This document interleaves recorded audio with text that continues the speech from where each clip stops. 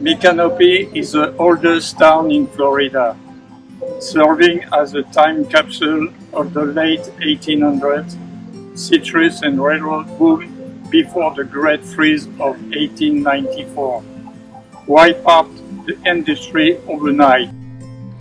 If you drive 30 minutes south of Gainesville, the modern world completely fades away. This is Micanopy. Today it's a quiet town of antique shops and unpaved side roads, frozen in a state of beautiful, moss-covered decay. But in the late 80s, it was not a sleepy outpost. It was the epicenter of a massive multi-million-dollar gold rush. Back then, oranges were not just fruit. They were liquid gold. Northern capitalists poured fortune into north-central Florida, building railroads, luxury hotels, and massive packing houses.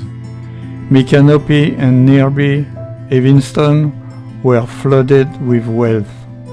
Growers were becoming overnight millionaires, completely convinced that the Florida sunshine was entirely immune to winter. They planted millions of trees, pushing the citrus empire as far north as the eye could see. Then came December 29, 1894. An unprecedented Arctic blast tore down the American continent, obliterating weather records and slamming straight into the Florida peninsula. Temperatures plummeted into the low teens. The sap inside the trunks of the orange trees literally froze solid. As the ice expanded, the bark split open with violent force.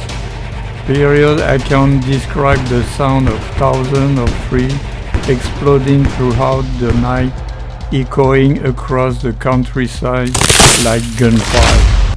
Growers woke up to a landscape of complete devastation. An entire seasoned crop frozen solid on the branches. But the true heartbreak came a few weeks later. The weather warmed up and the resilient trees desperately began to push out new green shoots. Hope returned. Then, on February 8, 1895, a second, even more brutal freeze struck. It did not just kill the fruit, it killed the trees entirely, straight down to the roots. In less than 6 weeks, 95% of Florida's citrus empire was completely erased. The economic collapse was total. Banks failed instantly. Millionaires were wiped out before breakfast. Realizing the climate was not what they promised, the entire citrus industry packed up what little they had left and fled hundreds of miles south, establishing the modern groves we know today in Orlando, Miami, and the Indian River. Because the money vanished overnight, time simply stopped in towns like Micanopy and Evinston. There was no capital left to modernize, no money to tear down old buildings for new development. This historic post office in Evinston has been operating continuously since 1882, a direct survivor of the crash.